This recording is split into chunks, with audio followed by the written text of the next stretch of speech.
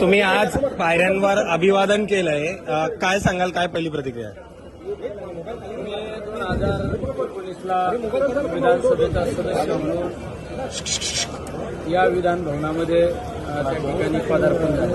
एक 4.5 वर्ष या विधान भवनामध्ये अतिशय चांगल्या पद्धतीचे अनुभव आले आणि खऱ्या अर्थाने समाजाची सेवा करण्याची संधी मला त्या माझ्या मायबाप जनतेने दिली आणि त्या संधीचं सोनं याच विधान भवनामध्ये या करण्याचा मी त्या ठिकाणी निश्चित प्रयत्न केला आणि एक समाधानकारक काम येणाऱ्या 4.5 वर्षामध्ये माझ्या हातून झालं.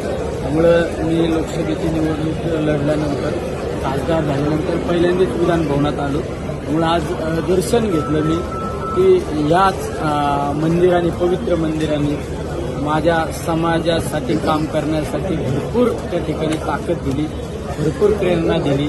त्यामुळे आज या ठिकाणी मी दर्शन घेऊन परत मार्ग संसदेमध्ये